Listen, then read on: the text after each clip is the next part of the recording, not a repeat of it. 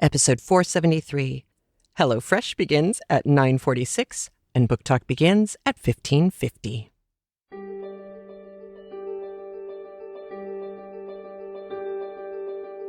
Welcome to CraftLit, the podcast for crafters who love books.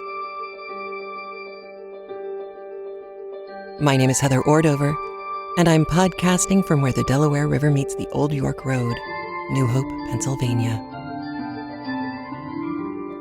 Episode 473. Boo. This episode of CraftLit is brought to you by HelloFresh. Visit HelloFresh.com and use promo code CraftLit30, that's numeral 3, numeral 0, to save $30 off your first week of deliveries. Hello, and happy Halloween 2017. If you are new to the CraftLit podcast, welcome. Here's how things go down here. There is often a little bit of crafty chat. Sometimes it's an update on something that I'm working on. Sometimes it's sharing information from listeners that they send to me. And then we get into the book talk. Usually, we're doing a novel on CraftLit, and I introduce the next chapters of the book as we're going through it, serialized weekly, just like they did back in the old days. And then I play you the chapter audio. That way, you have everything you need all in one place in order to get all the fabulous goodness out of these old stories and books. Every Halloween for the last several years, I have released a special Halloween episode. This year's episode is extra special.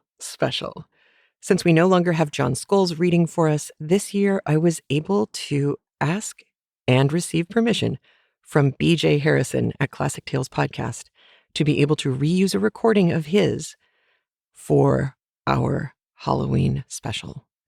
So first, there has been a little bit of craftiness in my world this last week. Thing 2 has started watching Riverdale, which is, I think, a show on the CW, but he'd been watching it on Netflix. And then he had me watch it with him, and now I'm hooked. It's been a long time since I've seen a TV show that was written for young people, kind of a young adult-ish TV show, where bad guys weren't made dumber so that not-so-bright main characters could look smarter. In this case, everybody's actually pretty clever, and people who seem to be pretty awful at the beginning turn out to be interestingly conflicted and have, in some cases, really surprising motivations behind why they do the things that they do. All of it leading up to the inevitable don't judge a book by its cover, just like don't judge something called Riverdale with characters like Archie and Veronica and Betty and Jughead. Don't judge too quickly based only on that. It's actually quite interesting, but the whole reason I bring it up is because Thing 2 has requested that I make him a Jughead hat. There were several patterns out there, all variations on the same theme. Obviously, there aren't a lot of differences in the Jughead hat world, but I did find one knitting pattern that I think is really cleverly constructed, simple, pretty straightforward. And when I purchased the pattern off of her Etsy page, I received a PDF of the pattern, just the words, just a straight shot. Here it is, real simple, big type, easy to follow.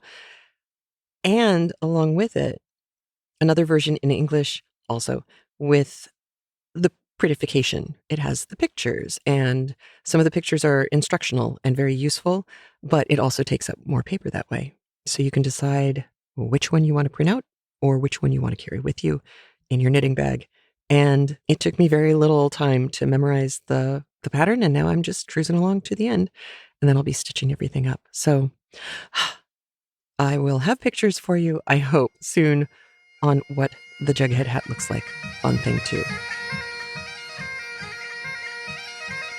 So before we get to our Scottish author, we need to talk a little bit about Scotland, because the CraftLit Scotland tour is coming up in June 2018, and the information on the tour is about to be released to the public. Once that happens and the big tour package brochure from Holiday Vacations hits the street, that is when everybody who isn't a CraftLit listener can sign up. And those spaces do get filled. And once they're filled, there's not much we can do to add you in later. You can, however, reserve a seat on the tour to Scotland with all the CraftLit people for $200 now. That saves you your seat. And then you have until a final deadline next year to finish paying for the trip. Dianne has all the information you could ever want about the trip and holiday vacations and how the whole setup works. And you can get a hold of her at 1-800-826-2266. I've already told you a little bit about the first couple of days of our tour. Now we're on to, I think it's day 3 and full day 3. And that is starting out at Birnam Wood. If you listened to Chop Bard's Macbeth, you may recall that Birnam Wood plays a central part in that play. The witches, the Bubble Bubble Toil and Trouble witches, they prophesy that Macbeth will never vanquished be until great Birnam Wood to high Dunsinane Hill shall come against him. And that, I'm not going to give away any spoilers, is a prophecy that seems to not be possible. So why should Macbeth worry? Hello, hubris. But Birnam Wood is real, and there are these enormous trees. Well, there were enormous trees. There is now one last enormous tree left from Shakespeare's day. It is not in great shape. If we don't go see it now, I can't guarantee it will be there for you to see on another trip. It has rotted out from the inside, but the tree limbs are still growing, so it's kind of precarious. And when we talk about it being a great big tree, we're not joking about that. The part that's rotted out on the inside, 3 human adult people could stand straight up inside the hollowed out portion of this tree. So it's kind of big and really cool and neat to see something that old and still growing. I mean, the middle part of the trunk may have tanked, but the limbs, the branches, they're still growing. So there's still food moving up that trunk, just not right there through the center part. Pretty cool. So the ancient oak in Birnam Wood is where we start the day, and then we go to Dunkeld Village. Now, the villages of Dunkeld and Birnam actually are on either side of the River Tay, and they were joined by a bridge in 1809. Prior to that, they were separate, but obviously very close to each other, kind of like New Hope and Lambertville near where I live. Dunkeld Cathedral, which is in the village of Dunkeld, was started in the 12th century, and it was added on to all the way up through the 16th century, and it is gorgeous. During the 1689 Battle of Dunkeld, between the Jacobites and the local garrison, Dunkeld went down in flames. Very sad. However, from the ashes and what was left, the town itself rebuilt into what they call the little houses, and those are all private homes now owned by the trust, except for one shop, which is the L shop. It's a weaver's shop, and they have all sorts of Scottish crafts and goodies for all of us to get while we're there. And it's called the L shop because that was a measurement that weavers used. It was about 1 meter, which is where you get the phrase, give him an inch and he'll take an L. Not apostrophe ELL like hell, but L as in 1 meter. How cool is that? Along with, of course, being steeped in fabulous history and gorgeous countryside. From Dunkeld and Birnam, we go on to a distillery. Yes! The party will kick off at Blair, Atholl Distillery. That is a distillery in Scotland that makes Blair, Atholl, single malt whiskey. It is such a cool building. There are some really cool pictures of it online, so I will link to those on the CraftLit show notes for episode 473 as well. And I'll see if over the next few months I can get a hold of the podcaster who I met at the podcasting convention a couple of months ago, who runs the WhiskeyCast, and see if he can share any insights for us on this particular distillery and the spirits that are made there. Speaking of spirits and things that taste good, I had a lot of fun in the kitchen. Not entirely helped by spirits, but spirited in that I had a lot of fun because of HelloFresh. You have probably picked up on the fact that I am a little picky when it comes to who sponsors a CraftLit episode. There are other offers that I've gotten from other companies and businesses and places, and I've said no to several because I just didn't think that they necessarily fit in particularly well with what I know about you and your needs and the things that make you happy. And so rather than waste your time by plugging something that I know you can't use or wouldn't be interested in using, I've been waiting for the good ones to come along. And HelloFresh is definitely one of the good ones. Fear not. So if you don't have a pen or pencil nearby, or you can't get to craftlit.com/473, I will say this again, and there will be links at craftlit.com/473 as well. First off, HelloFresh.com. Go there and use promo code CraftLit30. That's CraftLit30. And that promo code will allow you to save $30 off your first week of deliveries. Now, HelloFresh is not the first food delivery service that my family and I have tried in my adult grown-up life. It is certainly the best put together by a long shot. It is also the first that I've tried since my boys have been old enough to have opinions about things other than, hey, chicken nuggets are great. They now actually like good food as well. So it was very interesting to be able to test the HelloFresh recipes on them. And I might add, with great result. And the first one was balsamic fig chicken with sweet potatoes and mixed greens. So I really like eating food. This was really good. The balsamic fig chicken was incredibly delicious. My mom's like an average cook, so that means that really anyone can do it. The food was really good, and it was so good. I ate what I was given, I ate what Mom didn't finish, and then I also ate the portion that was being saved for Dad because I didn't realize that's what it was, and all I knew was that it tasted really good. I feel bad, but also I have no regrets. So they've changed a bit since Doofus Del Fuego and Blockhead visited you last time, but they did love the food. So let me break it down for you. I sign up at HelloFresh.com with, for example, promo code CraftLit30. And then I receive a delivery box. The delivery box, and you'll see pictures of all of this on the CraftLit.com site. The delivery box shows up with everything I need, everything except a pan to cook in. It's all in there. It's all divided appropriately. It is all refrigerated with ice packs inside an insulated bag inside the big cardboard box. So having done urban organics in New York City, I wasn't quite sure exactly how the things inside the box were going to be organized. It was so simple.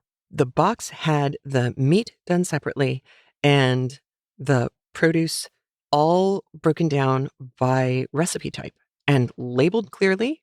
So truly, I could have left the house and gone on one of the trips to Germany and have done nothing else except unpack the boxes and put the produce and the meat away into the refrigerator and freezer and left the recipe card out for my husband. And he would have been able to not just make a spectacular dinner, which he can do just normally too, but following this recipe, he would never have had to call me or text me to say, where's the whatever, because it's all right there. It's all portioned out. They have 2 full-time registered dietitians on staff, so the recipe cards are gone over with a fine-tooth comb so that all of the recommended daily allowances of everything, it's all being met. It's all listed on there for you. The recipe cards are really, really clear and simple. And the recipe cards do say that you can make any of these recipes in 30 minutes. I found that for me, it took a little bit longer, which probably had something to do with the fact that I had an audiobook going in the background. No matter what, it was under an hour, well under an hour. But the other thing I really liked about the service was after a day, the day, when you've just had a day and you are so done, the last thing I want to do is I don't want to have to figure out anything else. I'm not very good at planning meals for a week. I know some of you are. I know we have listeners who are incredible at doing this kind of thing. Honestly, I've never been so happy to have a recipe card out and waiting for me to not have to make any decisions to not have to think about whether I went shopping and got the right stuff in order to be able to make something, rather than, discovering halfway through that, oh, and I don't have any soy sauce in the house anymore. Darn. So everything was there, including things like vegetable stock. So everything you need is included. The recipe cards are all broken down into 6 really clear and simple steps with photographs to help, just in case. It just couldn't have been more simple. I am so happy to be able to share this with you. And even more importantly, to bring you an offer, go to HelloFresh.com and use promo code CraftLit30, CraftLit30, and that will get you $30 off of your first shipment. Yay!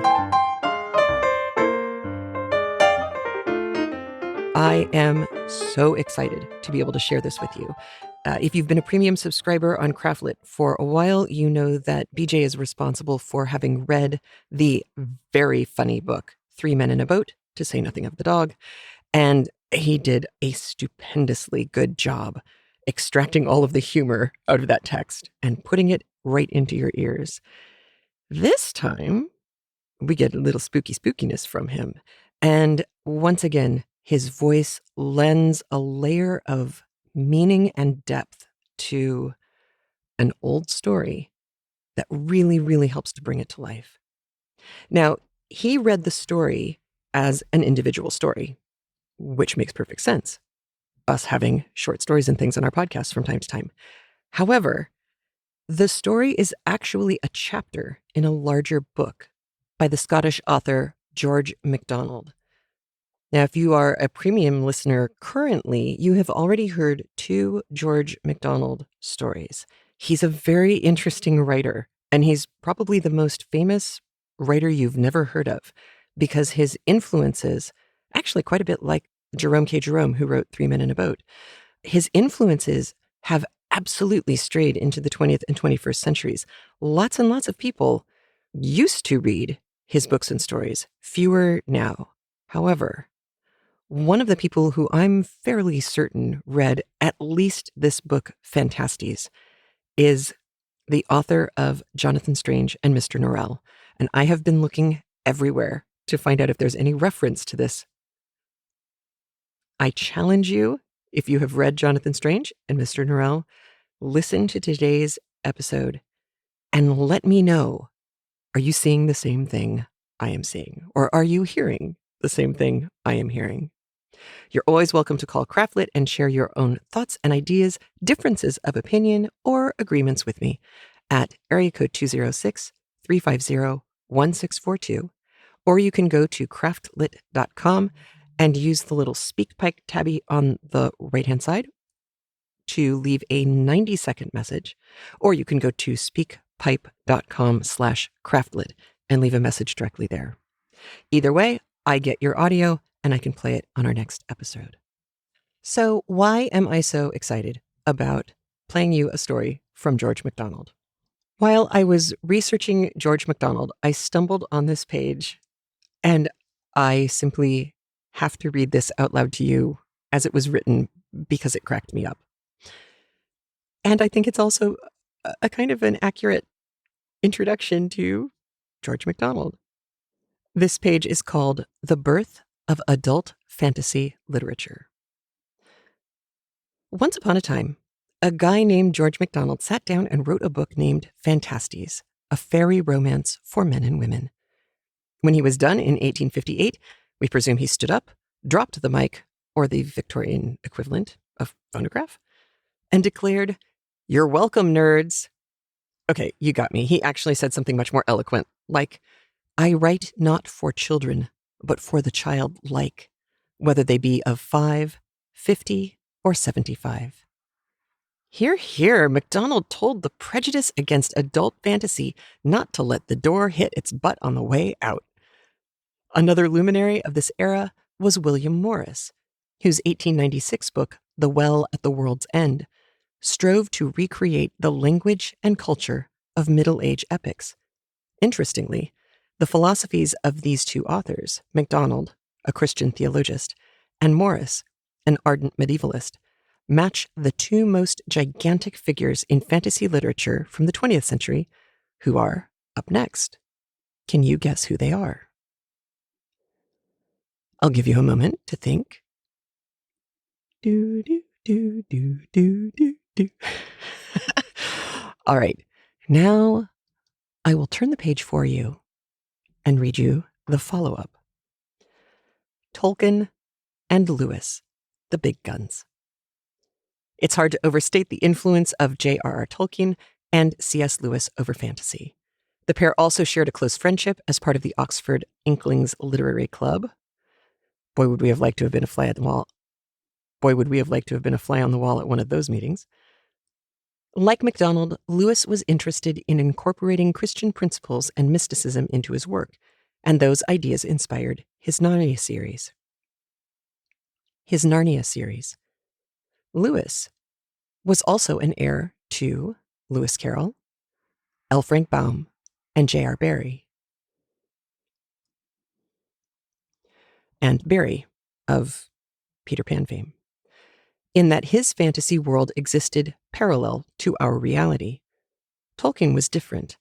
Like Morris, who he acknowledged as his biggest influence, whereas C.S. Lewis acknowledged George MacDonald as his. Tolkien was different. Like Morris, his heart was the Germanic epics of the medieval period. But he went much further than any other fantasy writer had before in creating Middle-earth, a self-sustaining universe with its own detailed maps, histories, and languages. And this is one of the most interesting things, I think, about George MacDonald. Here you have a writer in the mid-1800s in Scotland who started off as clergy. He got an appointment, he worked as a minister, and then he was told that he wasn't harsh enough, and so he got canned. His Calvinism wasn't Calvinist enough, I guess. He wasn't enough fire and brimstone for the dudes in charge. So he had this fallback position of, well, I guess I'll write. Luckily, it worked out for him and for us because, as I think I said, he is very likely the best, most famous fantasy writer you have never, ever heard of. I've been kind of casually polling friends, and the number of people who know George MacDonald or have read him versus those who haven't is about 1 in 10 so far, maybe 1 in 12. He's not doing very well, but I'm hoping that today and the couple of stories that I've put out on the premium feed will help rectify that, and perhaps you'll pick up a little George MacDonald in the future. The 2 stories that I've released as premium audio episodes are available on the CraftLit shop, and there are links out to that from craftlit.com/473. So if you're interested in slightly different stories than the one we're going to hear today, which, like I said before, I think very, very distinctly is channeled in Jonathan Strange and Mr. Norrell. The other 2 are different. One is quite a bit more light-hearted, and one starts with the fairies, kind of a Jonathan Strange Norrell world, but then moves into the shadows. And one of the things that makes both L. Frank Baum and George MacDonald very interesting is the choices that they made when portraying entities like shadows or fairies or witches. They often as not will take the conventional wisdom of the time and turn it on its ear. Today's selection, Chapter 13 from Fantasties, is a little bit more traditional in the way this alternate realm that we can assume is a realm of fairy, at least in part, is portrayed. It's a little bit more traditional that way. It's just very well done. When B.J. Harrison released this on his Classic Tales podcast, and I will link out to that episode for you as well, it's episode 541, called The Magic Mirror by George MacDonald. And I have to give a heads up thank you to several listeners who all wrote in at about the same time saying, oh my gosh, you have to go listen to this over on BJ's channel because it's really good. And he's Scottish. So I did. And that's when I contacted BJ, who graciously has allowed us to borrow his audio for you today. Now, when BJ did his audio, he removed introductory text that has more to do with the larger novel itself and less to do, in fact, almost nothing to do with the core story. But because CraftLit listeners are CraftLit listeners, I have recorded the introduction and the close of chapter 13 so that you can hear kind of how it fits into a larger whole and have a little extra something to listen to. At the end of today's story, I will not pop back on. I think the story speaks for itself. Here you go. And now, The Magic Mirror by George MacDonald.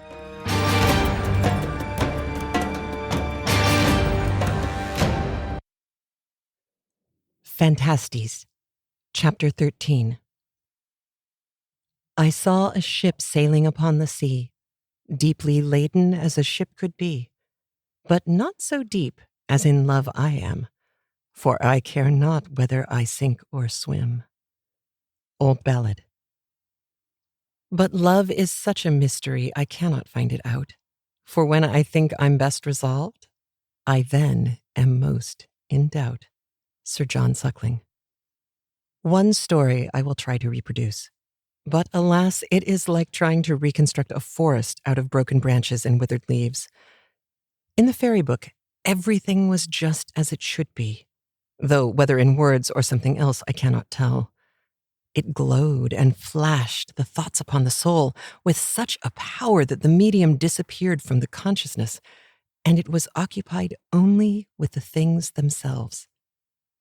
My representation of it must resemble a translation from a rich and powerful language, capable of embodying the thoughts of a splendidly developed people into the meager and half-articulate speech of a savage tribe.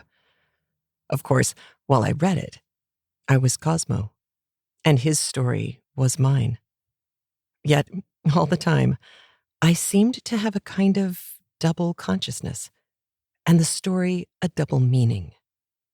Sometimes it seemed only to represent a simple story of ordinary life, perhaps almost of universal life, wherein two souls, loving each other and longing to come nearer, do, after all, but behold each other as in a glass darkly.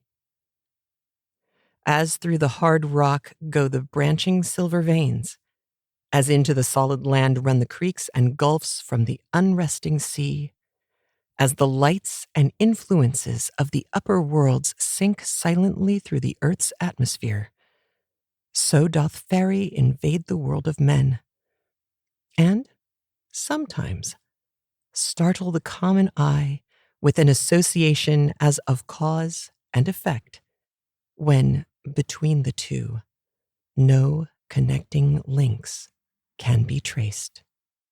Cosmo von Werstal was a student at the University of Prague. Though of a noble family, he was poor and prided himself upon the independence that poverty gives. For what will not a man pride himself upon when he cannot get rid of it? A favorite with his fellow students, he yet had no companions, and none of them had ever crossed the threshold of his lodging in the top of one of the highest houses in the old town. Indeed, the secret of much of that complacence which recommended him to his fellows was the thought of this unknown retreat, whither, in the evening, he could betake himself and indulge undisturbed in his own studies and reveries. These studies, besides those subjects necessary to his course at the university, embraced some less commonly known and approved, for in a secret drawer lay the works of Albertus Magnus and Cornelius Agrippa, along with others less read and more abstruse. As yet, however, he had followed these researches only from curiosity, and had turned them to no practical purpose. His lodging consisted of one large low-ceilinged room, singularly bare of furniture. For besides a couple of wooden chairs, a couch, which served for dreaming on, both by day and night, and a great press of black oak, there was very little in the room that could be called furniture. but curious instruments were heaped in the corners, and in one stood a skeleton, half leaning against the wall, half supported by a string about its neck. One of its hands, all of fingers, rested on the heavy pommel of a great sword that stood beside it. Various weapons were scattered about over the floor. The walls were utterly bare of adornment, for the few strange things, such as a large dried bat with wings dispread, the skin of a porcupine, and a stuffed sea mouse, could hardly be reckoned as such. But although his fancy delighted in vagaries like these, he indulged his imagination with far different fare. His mind had never yet been filled with an absorbing passion, but it lay, like a still twilight, open to any wind, whether the low breath that wafts but odors, or the storm that bows the great trees till they strain and creak. He saw everything as through a rose-colored glass. When he looked from his window on the street below, not a maiden passed, but she moved as in a story, and drew his thoughts after her till she disappeared in the vista. When he walked in the streets, he always felt as if reading a tale, into which he sought to weave every face of interest that went by, and every sweet voice swept his soul as with the wing of a passing angel.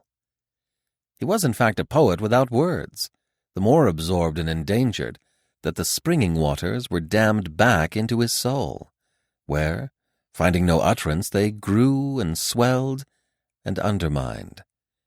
He used to lie on his hard couch and read a tale or a poem, till the book dropped from his hand. But he dreamed on, he knew not whether awake or asleep, until the opposite roof grew upon his sense, and turned golden in the sunrise.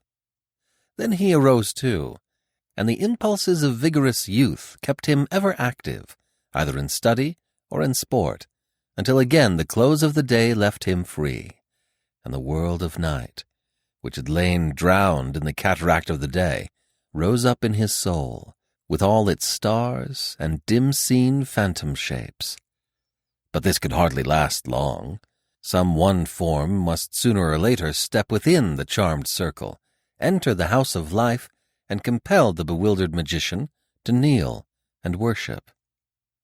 One afternoon, towards dusk, he was wandering dreamily in one of the principal streets, when a fellow student roused him by a slap on the shoulder, and asked him to accompany him into a little back alley to look at some old armor which he had taken a fancy to possess.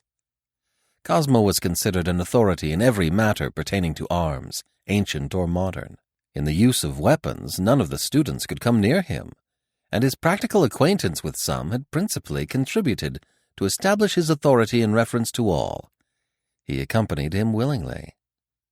They entered a narrow alley, and thence a dirty little court, where a low arched door admitted them into a heterogeneous assemblage of everything musty and dusty and old that could well be imagined.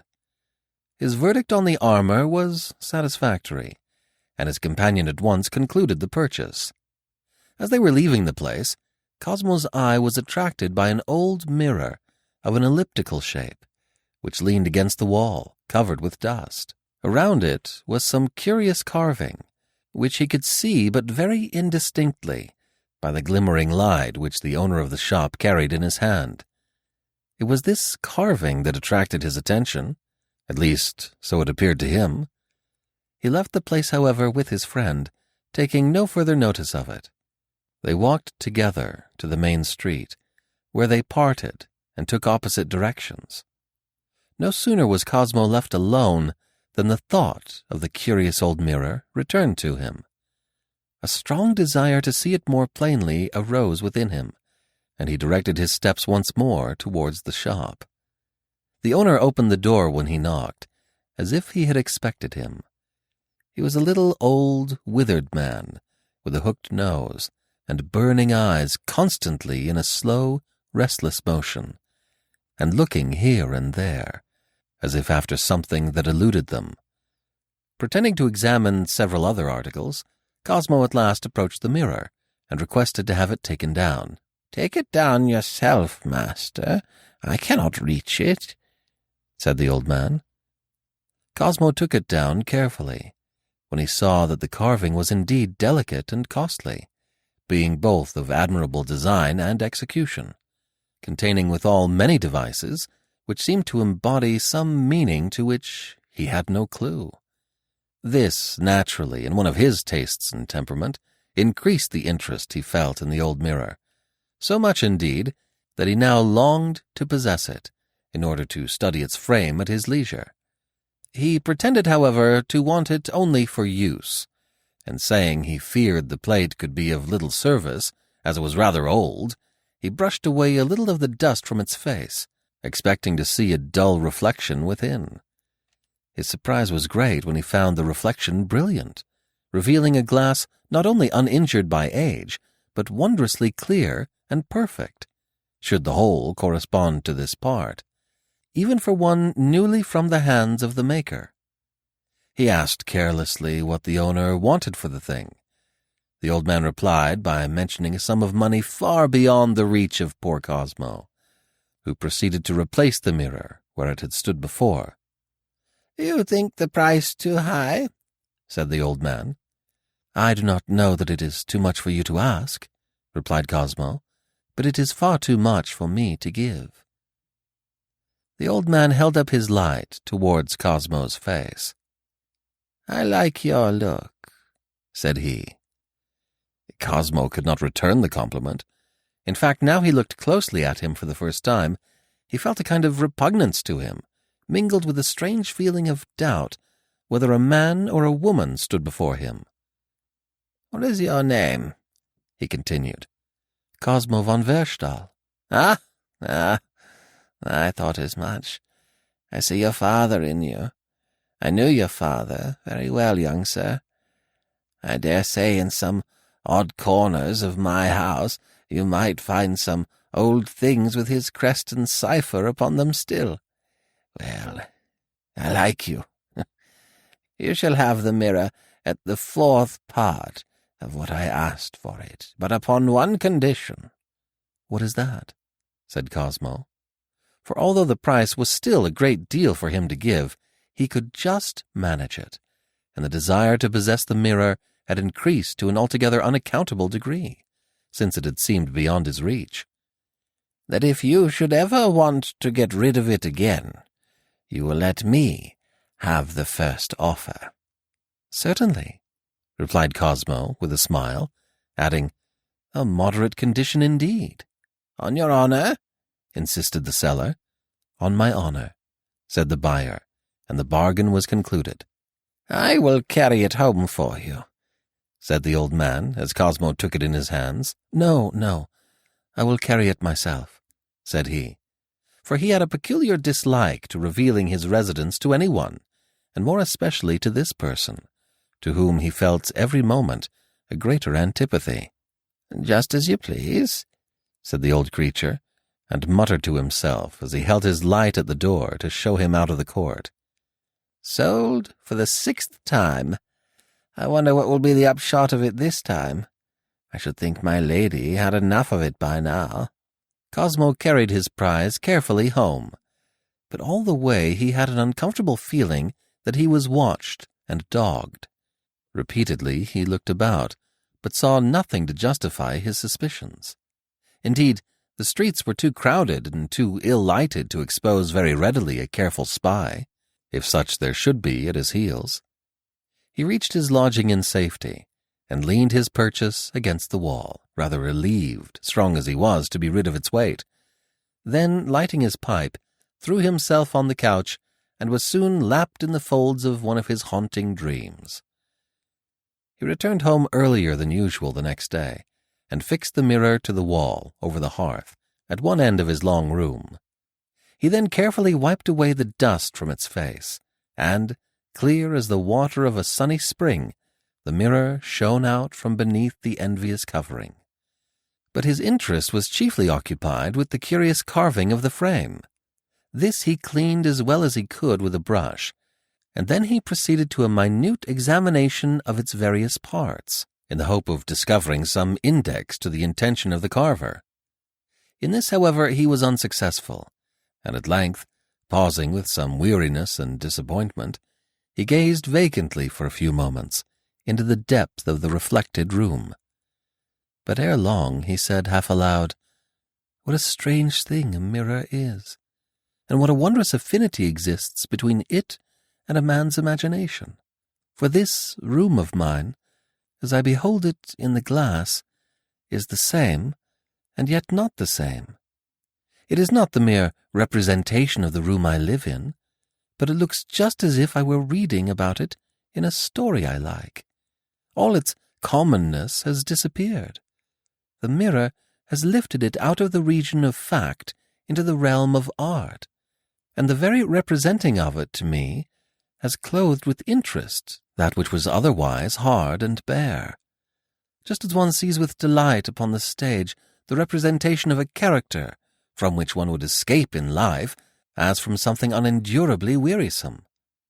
But is it not rather that art rescues nature from the weary and sated regards of our senses, and the degrading injustice of our anxious everyday life, and, appealing to the imagination, which dwells apart, reveals nature in some degree as she really is, and as she represents herself to the eye of the child, whose everyday life, fearless and unambitious, meets the true import of the wonder-teeming world around him and rejoices therein without questioning.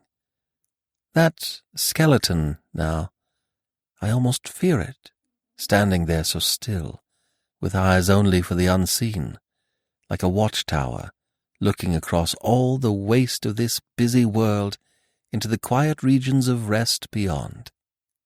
And yet I know every bone and every joint in it as well as I know my own fist.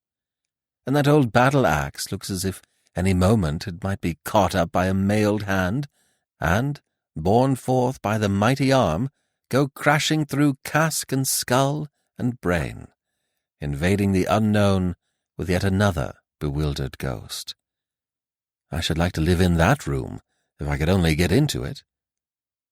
Scarcely had the half-moulded words floated from him, as he stood gazing into the mirror, when, striking him, as with a flash of amazement that fixed him in his posture, noiseless and unannounced, glided suddenly through the door into the reflected room, with stately motion, yet reluctant and faltering step, the graceful form of a woman, clothed all in white. Her back only was visible as she walked slowly up to the couch in the further end of the room, on which she laid herself wearily, turning towards him a face of unutterable loveliness, in which suffering and dislike and a sense of compulsion strangely mingled with the beauty. He stood without the power of motion for some moments, with his eyes irrevocably fixed upon her, and even after he was conscious of the ability to move, he could not summon up courage to turn and look on her, face to face, in the veritable chamber in which he stood. At length, with a sudden effort, in which the exercise of the will was so pure that it seemed involuntary, he turned his face to the couch. It was vacant. In bewilderment, mingled with terror, he turned again to the mirror. There, on the reflected couch, lay the exquisite lady form. She lay with closed eyes, whence 2 large tears were just welling from beneath the veiling lids, still as death, save for the convulsive motion of her bosom. Cosmo himself could not have described what he felt. His emotions were of a kind that destroyed consciousness, and could never be clearly recalled. He could not help standing yet by the mirror, and keeping his eyes fixed on the lady, though he was painfully aware of his rudeness, and feared every moment that she would open hers and meet his fixed regard. But he was ere long a little relieved, for after a while her eyelids slowly rose, and her eyes remained uncovered, but unemployed for a time. And when at length they began to wander about the room, as if languidly seeking to make some acquaintance with her environment, they were never directed towards him. It seemed nothing but what was in the mirror could affect her vision, and therefore if she saw him at all, it would only be his back, which of necessity was turned towards her in the glass. The two figures in the mirror could not meet face to face, except he turned and looked at her, present in his room, and, as she was not there, he concluded that if he were to turn towards the part in his room corresponding to that in which she lay, his reflection would either be invisible to her altogether, or at least it must appear to her to gaze vacantly towards her, and no meeting of the eyes would produce the impression of spiritual proximity. By and by her eyes fell upon the skeleton, and he saw her shudder and close them. She did not open them again, but signs of repugnance continued evident on her countenance. Cosmo would have removed the obnoxious thing at once, but he feared to discompose her yet more by the assertion of his presence which the act would involve. So he stood and watched her. The eyelids yet shrouded the eyes, as a costly case the jewels within. The troubled expression gradually faded from the countenance, leaving only a faint sorrow behind. The features settled into an unchanging expression of rest, and by these signs and the slow, regular motion of her breathing, Cosmo knew that she slept. He could now gaze on her without embarrassment. He saw that her figure, dressed in the simplest robe of white, was worthy of her face, and so harmonious that either the delicately molded foot or any finger of the equally delicate hand was an index to the whole. As she lay, her whole form manifested the relaxation of perfect repose. He gazed till he was weary, and at last seated himself near the new-found shrine, and mechanically took up a book, like one who watches by a sick-bed. But his eyes gathered no thoughts from the page before him. His intellect had been stunned by the bold contradiction, to its face, of all its experience, and now lay passive, without assertion or speculation, or even conscious astonishment, while his imagination sent one wild dream of blessedness after another coursing through his soul. How long he sat he knew not, but at length he roused himself, rose, and trembling in every portion of his frame, looked again into the mirror. She was gone. The mirror reflected faithfully what his room presented, and nothing more. It stood there like a golden setting, whence the central jewel has been stolen away, like a night sky, without the glory of its stars. She had carried with her all the strangeness of the reflected room. It had sunk to the level of the one without. But when the final pangs of his disappointment had passed, Cosmo began to comfort himself with the hope that she might return, perhaps the next evening, at the same hour.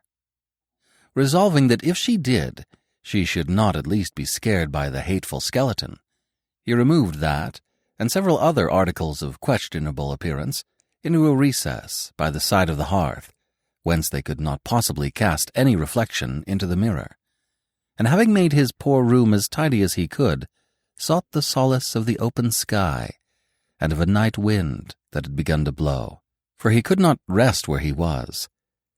When he returned somewhat composed, he could hardly prevail with himself to lie down on his bed, for he could not help feeling as if she had lain upon it, and for him to lie there now would be something like sacrilege.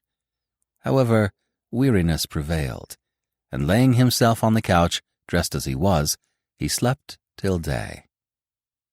With a beating heart, beating till he could hardly breathe, he stood in dumb hope before the mirror on the following evening. Again the reflected room shone as through a purple vapor in the gathering twilight.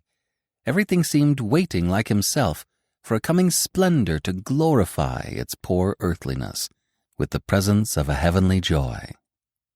And just as the room vibrated with the strokes of the neighboring church bell announcing the hour of 6, in glided the pale beauty, and again laid herself on the couch. Poor Cosmo nearly lost his senses with delight. She was there once more. Her eyes sought the corner where the skeleton had stood, and a faint gleam of satisfaction crossed her face, apparently at seeing it empty. She looked suffering still, but there was less of discomfort expressed in her countenance than there had been the night before. She took more notice of the things about her, and seemed to gaze with some curiosity on the strange apparatus standing here and there in her room. At length, however, drowsiness seemed to overtake her, and again she fell asleep. Resolved not to lose sight of her this time, Cosmo watched the sleeping form. Her slumber was so deep and absorbing that a fascinating repose seemed to pass contagiously from her to him as he gazed upon her, and he started as if from a dream when the lady moved, and without opening her eyes, rose, and passed from the room with the gait of a somnambulist. Cosmo was now in a state of extravagant delight. Most men have a secret treasure somewhere.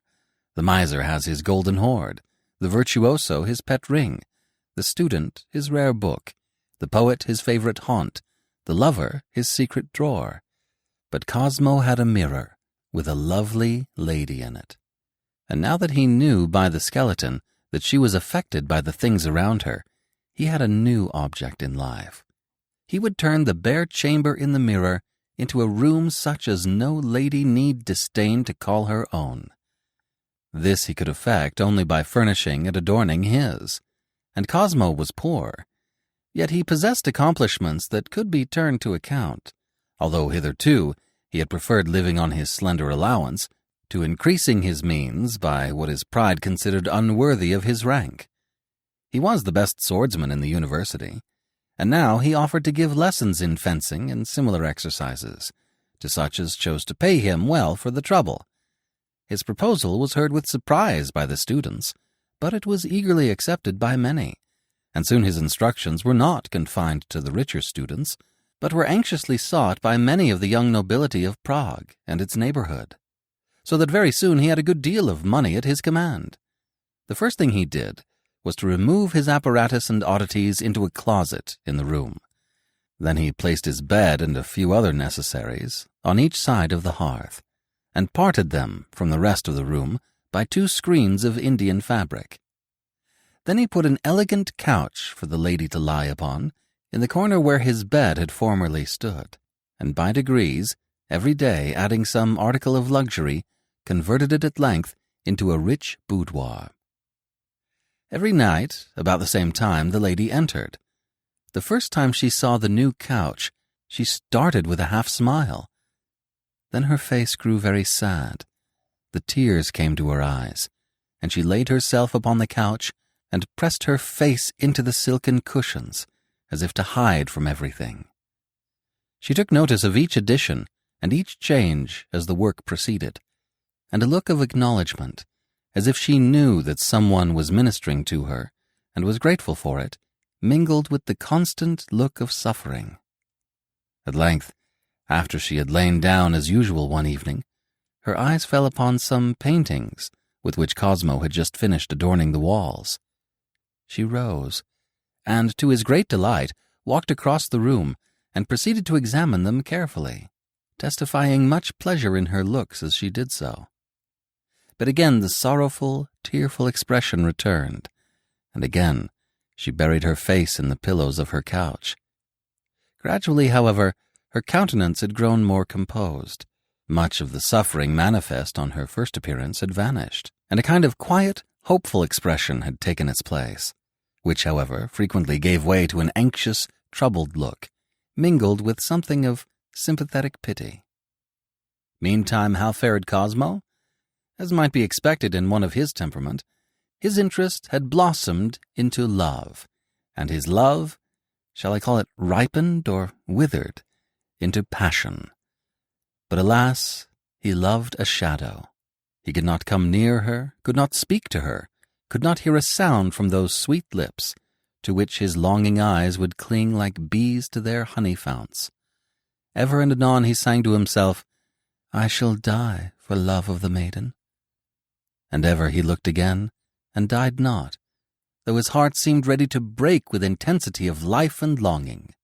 And the more he did for her, the more he loved her. And he hoped that, although she never appeared to see him, yet she was pleased to think that one unknown would give his life to her. He tried to comfort himself over his separation from her, by thinking that perhaps some day she would see him and make signs to him, and that would satisfy him. For, thought he, is not this all that a loving soul can do, to enter into communion with another?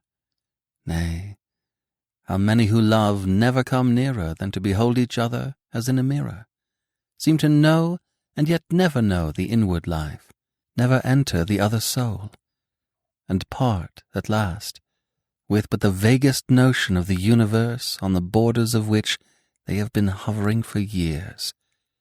If I could but speak to her and know that she heard me, I should be satisfied. Once he contemplated painting a picture on the wall, which should of necessity convey to the lady a thought of himself. But though he had some skill with the pencil, he found his hand tremble so much when he began the attempt that he was forced to give it up. Who lives, he dies. Who dies, he is alive. One evening, as he stood gazing on his treasure, he thought he saw a faint expression of self-consciousness on her countenance, as if she surmised that passionate eyes were fixed upon her.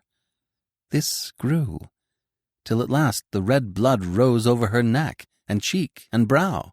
Cosmo's longing to approach her became almost delirious. This night she was dressed in an evening costume, resplendent with diamonds. This could add nothing to her beauty, but it presented it in a new aspect, enabled her loveliness to make a new manifestation of itself in a new embodiment. For essential beauty is infinite, and as the soul of nature needs an endless succession of varied forms to embody her loveliness, countless faces of beauty springing forth, not any two the same, at any one of her heart-throbs, so the individual form needs an infinite change of its environments to enable it to uncover all the phases of its loveliness.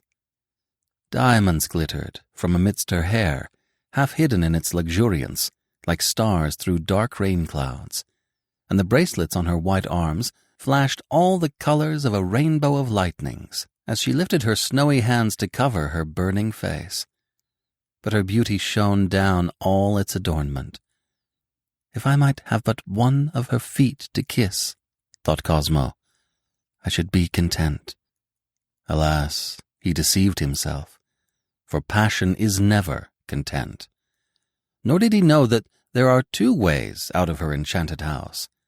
But suddenly, as if the pang had been driven into his heart from without, revealing itself first in pain and afterwards in definite form, the thought darted into his mind, she has a lover somewhere. Remembered words of his bring the color on her face now. I am nowhere to her. She lives in another world all day and all night after she leaves me. Why does she come and make me love her, till I, a strong man, am too faint to look upon her more? He looked again, and her face was pale as a lily. A sorrowful compassion seemed to rebuke the glitter of the restless jewels, and the slow tears rose in her eyes. She left her room sooner this evening than was her wont. Cosmo remained alone, with a feeling as if his bosom had been suddenly left empty and hollow, and the weight of the whole world was crushing in its walls. The next evening, for the first time since she began to come, she came not. And now Cosmo was in wretched plight. Since the thought of a rival had occurred to him, he could not rest for a moment. More than ever, he longed to see the lady face to face. He persuaded himself that if he but knew the worst, he would be satisfied, for then he could abandon Prague and find that relief in constant motion, which is the hope of all active minds when invaded by distress. Meantime, he waited with unspeakable anxiety for the next night, hoping she would return. But she did not appear. And now he fell really ill. Rallied by his fellow students on his wretched looks, he ceased to attend the lectures. His engagements were neglected. He cared for nothing. The sky, with the great sun in it, was to him a heartless, burning desert. The men and women in the streets were mere puppets, without motives in themselves or interest to him. He saw them all as on the ever-changing field of a camera obscura. She She alone and altogether was his universe, his well of life, his incarnate good. For 6 evenings she came not. Let his absorbing passion and the slow fever that was consuming his brain be his excuse for the resolution which he had taken and begun to execute before that time had expired. Reasoning with himself that it must be by some enchantment connected with the mirror that the form of the lady was to be seen in it, he determined to attempt to turn to account what he had hitherto studied principally from curiosity. For, said he to himself, if a spell can force her presence in that glass, and she came unwillingly at first, may not a stronger spell, such as I know, especially with the aid of her half-presence in the mirror, if ever she appears again, compel her living form to come to me here? If I do her wrong, let love be my excuse. I want only to know my doom from her own lips. He never doubted, all the time, that she was a real earthly woman, or rather that there was a woman who, somehow or other, threw this reflection of her form into the magic mirror. He opened his secret drawer, took out his books of magic, lighted his lamp, and read and made notes from midnight till 3 a.m. for 3 successive nights. Then he replaced his books, and the next night went out in quest of the materials necessary for the conjuration. These were not easy to find, for in love charms and all incantations of this nature, ingredients are employed scarcely fit to be mentioned, and for the thought even of which, in connection with her, he could only excuse himself on the score of his bitter need. At length he succeeded in procuring all he required, and on the 7th evening from that on which she had last appeared, he found himself prepared for the exercise of unlawful and tyrannical power. He cleared the center of the room, stooped, and drew a circle of red on the floor, around the spot where he stood, wrote in the 4 quarters mystical signs, and numbers, which were all powers of 7 or 9, examined the whole ring carefully, to see that no smallest break had occurred in the circumference, and then rose from his bending posture. As he rose, the church clock struck 7, and, just as she had appeared the first time, reluctant, slow, and stately, glided in the lady. Cosmo trembled, and when, turning, she revealed a countenance worn and wan, as with sickness or inward trouble, he grew faint, and felt as if he dared not proceed. But as he gazed on the face and form, which now possessed his whole soul, to the exclusion of all other joys and griefs, the longing to speak to her, to know that she heard him, to hear from her one word in return, became so unendurable that he suddenly and hastily resumed his preparations. Stepping carefully from the circle, he put a small brazier into its center. He then set fire to its contents of charcoal, and while it burned up, opened his window and seated himself, waiting beside it. It was a sultry evening. The air was full of thunder. A sense of luxurious depression filled his brain. The sky seemed to have grown heavy, and to compress the air beneath it. A kind of purplish tinge pervaded the atmosphere, and through the open window came the scents of the distant fields, which all the vapors of the city could not quench. Soon the charcoal glowed. Cosmo sprinkled upon it the incense and other substances which he had compounded, and stepping within the circle, turned his face from the brazier towards the mirror. Then, fixing his eyes upon the face of the lady, he began, with a trembling voice, to repeat a powerful incantation. He had not gone far before the lady grew pale, and then, like a returning wave, the blood washed all its banks with its crimson tide, and she hid her face in her hands. Then he passed to a conjuration stronger yet. The lady rose and walked uneasily to and fro in her room. Another spell, and she seemed seeking with her eyes for some object on which they wished to rest. At length it seemed as if she suddenly espied him, for her eyes fixed themselves full and wide upon his, and she drew gradually, and somewhat unwillingly, close to her side of the mirror, just as if his eyes had fascinated her. Cosmo had never seen her so near before. Now, at least, eyes met eyes. But he could not quite understand the expression of hers. They were full of tender entreaty, but there was something more that he could not interpret. Though his heart seemed to labor in his throat, he would allow no delight or agitation to turn him from his task. Looking still in her face, he passed on to the mightiest charm he knew. Suddenly the lady turned and walked out of the door of her reflected chamber. A moment after, she entered his room with veritable presence, and forgetting all his precautions, he sprang from the charmed circle and knelt before her. There she stood, the living lady of his passionate visions, alone beside him, in a thundery twilight and the glow of a magic fire. "Why," said the lady with a trembling voice, "didst thou bring a poor maiden through the rainy streets alone? Because I am dying for love of thee, but I only brought thee from the mirror there. Oh, the mirror!" And she looked upon it and shuddered. "Alas, I am but a slave while that mirror exists. But do not think it was the power of thy spells that drew me. It was thy longing desire to see me that beat at the door of my heart, till I was forced to yield. Canst thou love me, then?" said Cosmo, in a voice calm as death, but almost inarticulate with emotion. "I do not know," she replied sadly. "That I cannot tell, so long as I am bewildered with enchantments. It were indeed a joy too great to lay my head on thy bosom and weep to death.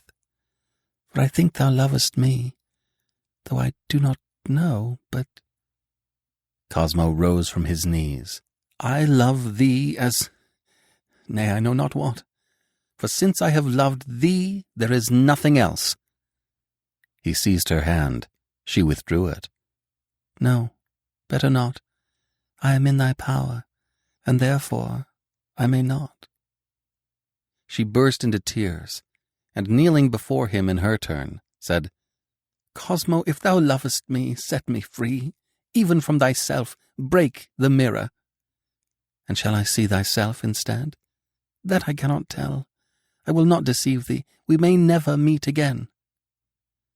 A fierce struggle arose in Cosmo's bosom. Now she was in his power. She did not dislike him, at least, and he could see her when he would.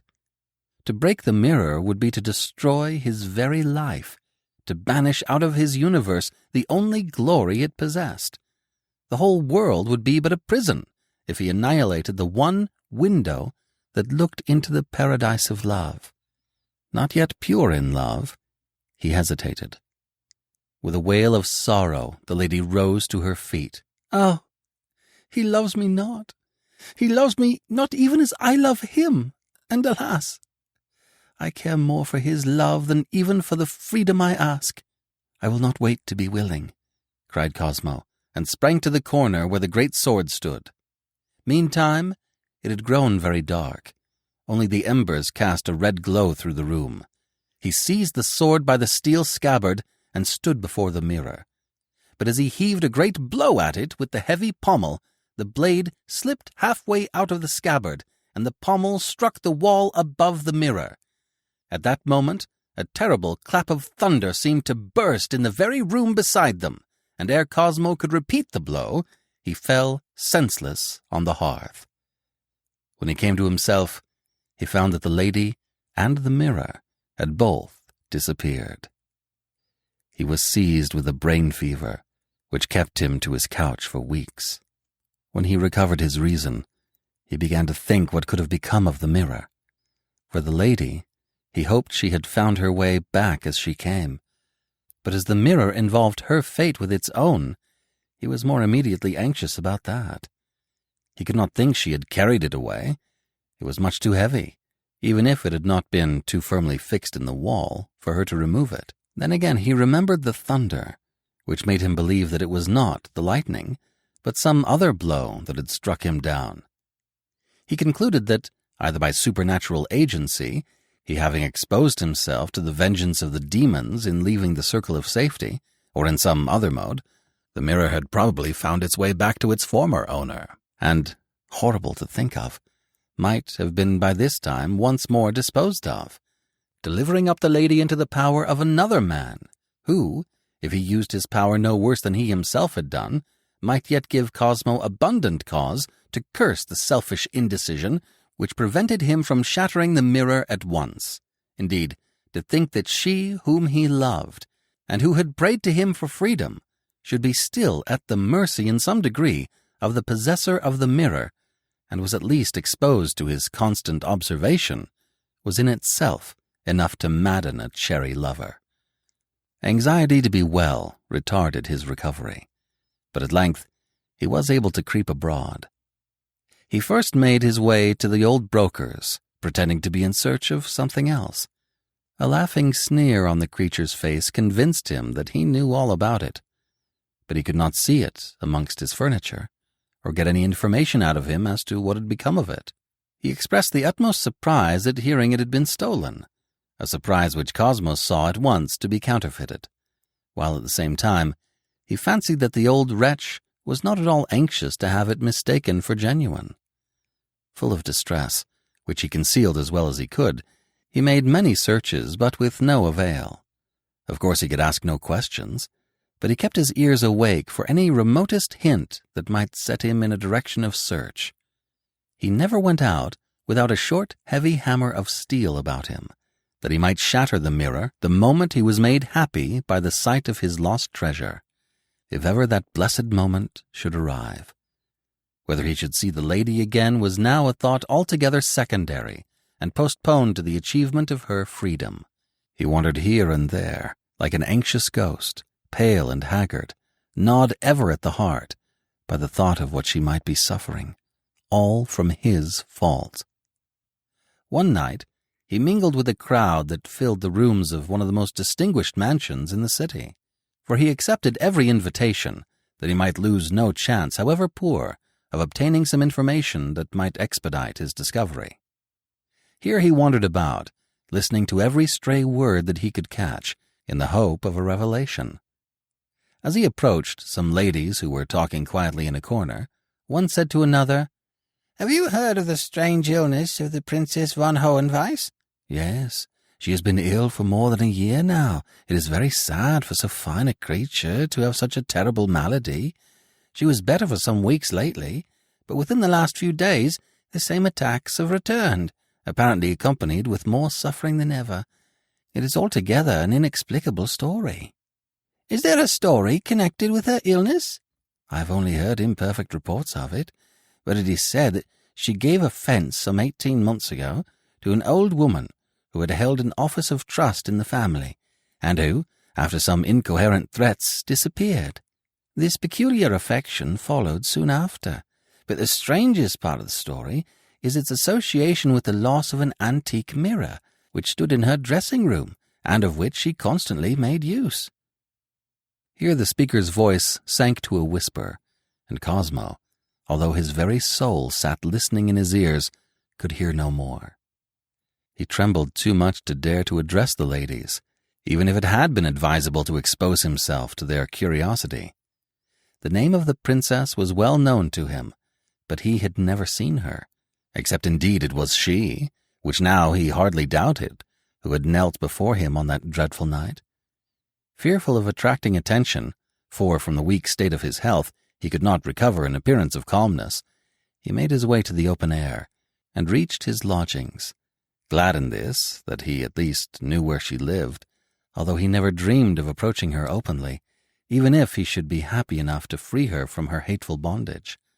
He hoped, too, that as he had unexpectedly learned so much, the other and far more important part might be revealed to him ere long. "Have you seen Steinwald lately?" "No, I have not seen him for some time. He is almost a match for me at the rapier, and I suppose he thinks he needs no more lessons." "I wonder what has become of him. I want to see him very much. Let me see, the last time I saw him, he was coming out of that old broker's den, to which, if you remember, you accompanied me once, to look at some armor. That is fully 3 weeks ago. The hint was enough for Cosmo.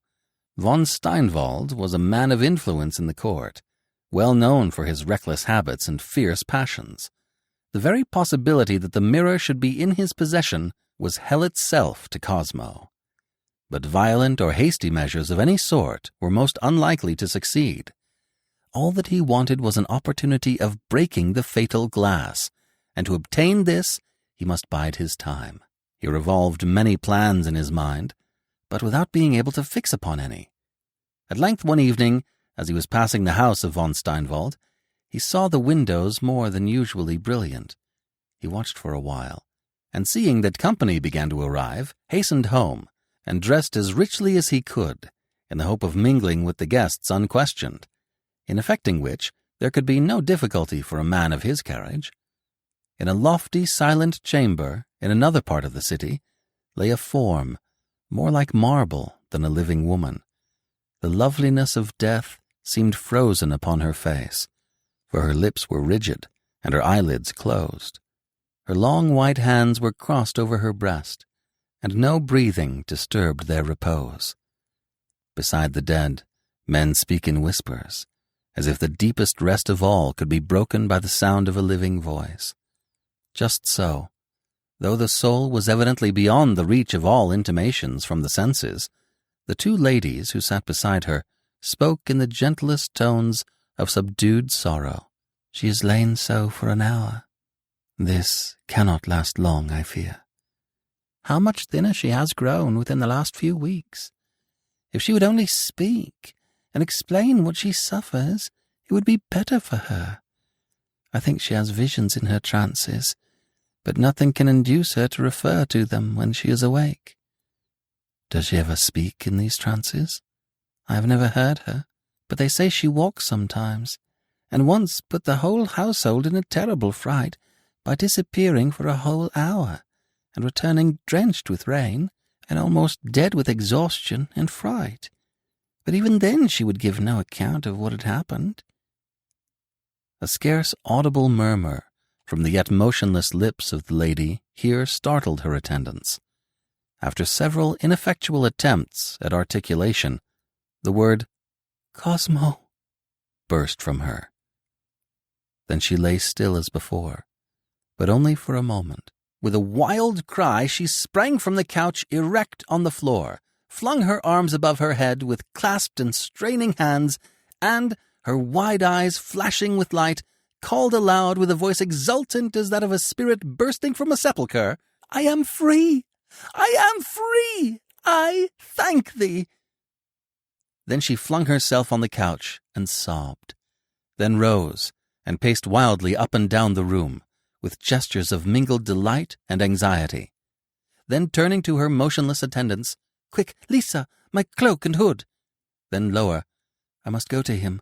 Make haste, Lisa, you may come with me if you will." In another moment they were in the street, hurrying along towards one of the bridges over the Moldau. The moon was near the zenith, and the streets were almost empty. The princess soon outstripped her attendant, and was halfway over the bridge before the other reached it. "Are you free, lady? The mirror is broken. Are you free?" The words were spoken close beside her. As she hurried on, she turned, and there, leaning on the parapet in a recess of the bridge, stood Cosmo, in a splendid dress, but with a white and quivering face. "Cosmo, I am free, and thy servant forever. I was coming to you now." "And I to you, for death made me bold. But I could get no further. Have I atoned at all? Do I love you a little? Truly? Ah, I know now that you love me, my Cosmo. But what did you say about death?" He did not reply. His hand was pressed against his side. She looked more closely. The blood was welling from between the fingers. She flung her arms around him with a faint, bitter wail. When Lisa came up, she found her mistress kneeling above a wan, dead face, which smiled on in the spectral moonbeams. And now I will say no more about these wondrous volumes, though I could tell many a tale out of them, and could perhaps vaguely represent some entrancing thoughts of a deeper kind, which I found within them.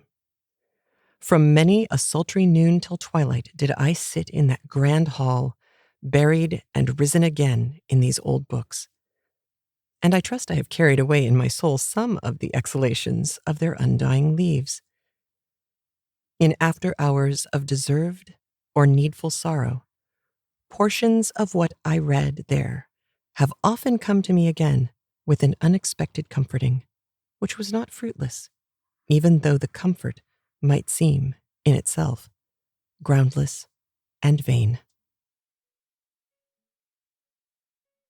I hope you enjoyed our story today. Have a great and very safe, happy Halloween. And don't forget to visit our